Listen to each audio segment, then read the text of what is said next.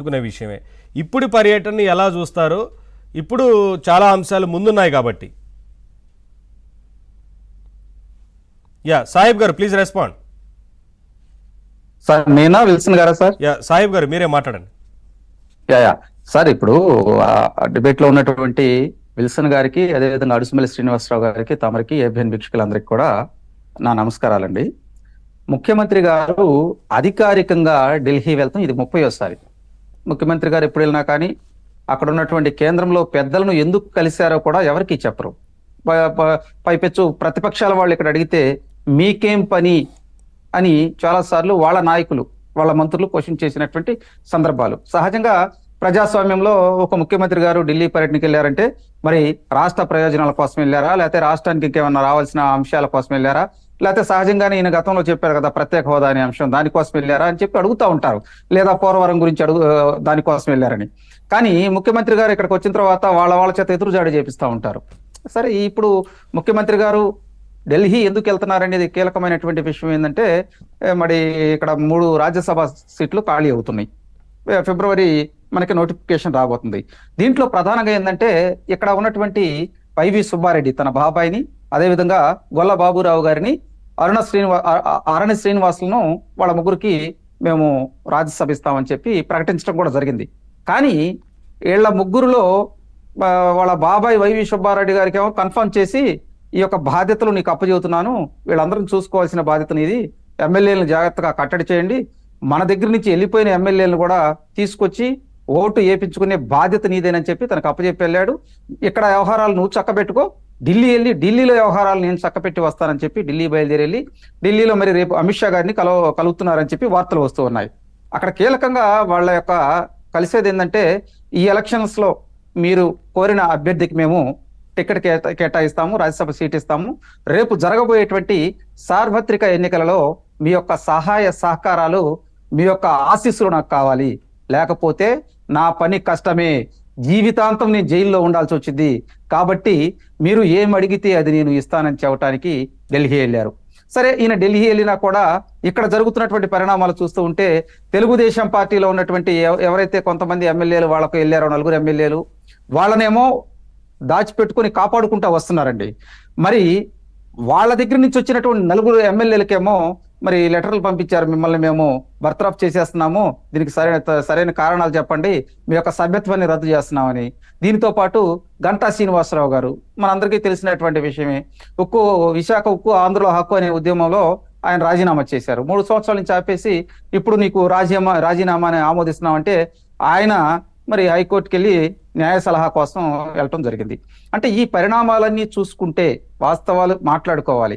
తెలుగుదేశం పార్టీకి 19 మంది ఇప్పుడు ఉందండి, కానీ మేము అధికారికంగా 23 మంది ఉన్నాం.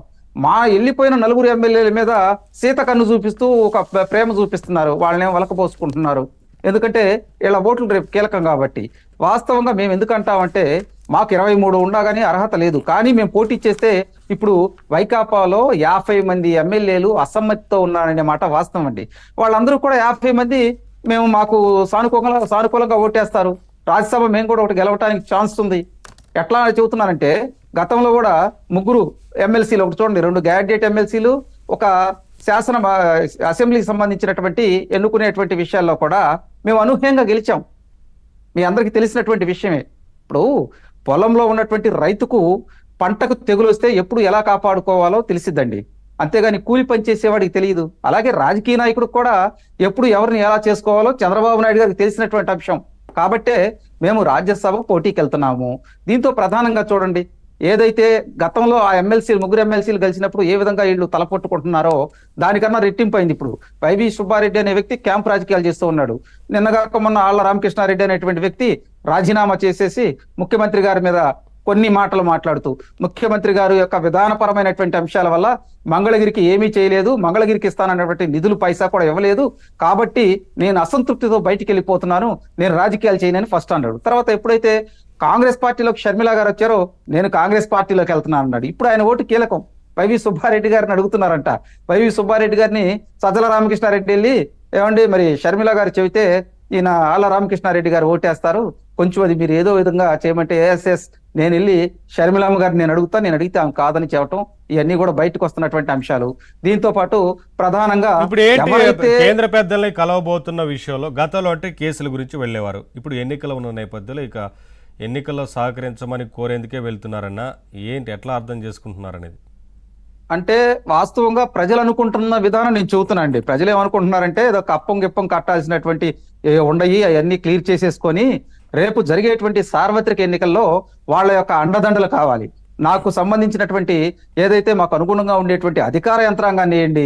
గతంలో కూడా అన్నారు కదండి, ఏది టీచర్స్ ని పక్కన నెట్టేసి సచివాలయ ఉద్యోగం తీసుకోవాలని చెప్పి మతలం ఒకటి ఉంది కదా, దాన్ని మళ్ళీ ఫోకస్ పెడతానికి. ఎందుకంటే తన అనుమాయులు వాళ్ళందరూ కూడా వాళ్ళు వస్తే ఇతనికి న్యాయం జరిగిద్దని చెప్పుకోవటానికి. అదేవిధంగా ఆంధ్రప్రదేశ్ లో ఉన్నటువంటి రాజకీయాల ప్రస్తుతం మరి అక్కడ అసంతృప్తితో ఉన్నటువంటి 50 మంది ఎమ్మెల్యేలు బయటకు వెళ్ళిపోయారు కదా, అదేం లేదండి మేమందరం బాగానే ఉండం, మేమే గెలవబోతున్నామని అక్కడ చెప్పుకొని వాళ్ళ యొక్క సహాయ సహకారాలు తీసుకోవటానికి.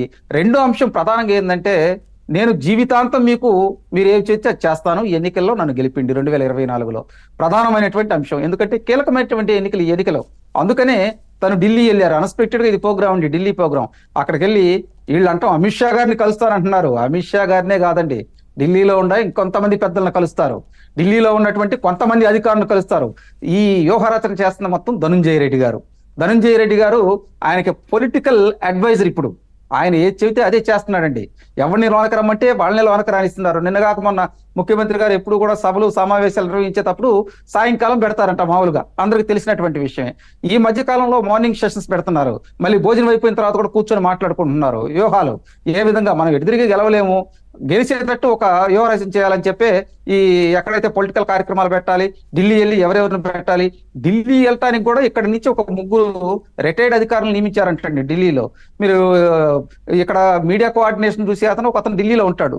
అతను కూడా నువ్వు ఈ 2 నెలలు ఇక్కడికి రావద్దు, అక్కడ నువ్వు మేనేజ్ చేయమని చెప్పి అతను కితాబ్ ఇచ్చాడంట.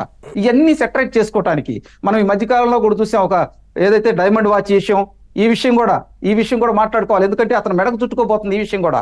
ఇవన్నీ మాట్లాడుకోవటానికి వీటితో పాటు మరి బాబాయ్ హత్య కేసుకు సంబంధించినటువంటి విషయాలు, దీంతో పాటు ప్రధానంగా ఈ రాష్ట్రంలో జరుగుతున్నటువంటి అంటే ఇప్పుడు ఎన్నికల ముందు ఈ కేసుల వ్యవహారం ఏది కూడా బయటకు తీయొద్దనే అంశం కూడా మాట్లాడబోతున్నారన్న మీరు చెప్పేది. ఓకే, ఖచ్చితంగా అండి. శ్రీనివాస్ గారు, ఏంటంటే ఈ పర్యటన ఎట్లా చూడాలి? గతంలో పర్యటనలన్నీ చూసాం, స్వప్రయోజనాల కోసమే వెళ్ళినట్లుగా చాలా స్పష్టంగా అర్థమవుతూ ఉంటుంది. ఎందుకంటే మీడియా ముఖంగా మాట్లాడి ఈ విషయం మీద చర్చించామని చెప్తే ఖచ్చితంగా ప్రజలు అర్థం చేసుకునేవారు, కానీ అదేమీ లేదంటేనే అర్థం చేసుకోవాలి స్వప్రయోజనాలు అనే విషయం. సరే, ఇప్పుడు ఎన్నికల ముందు ఏ ప్రయోజనం కోసం అనేది ఇంకా అందరికీ నమస్కారం అండి. విల్సన్ గారు, సాహిబ్ గారు, నవీన్ గారు, మీకు అందరికీ నమస్కారం. జగన్మోహన్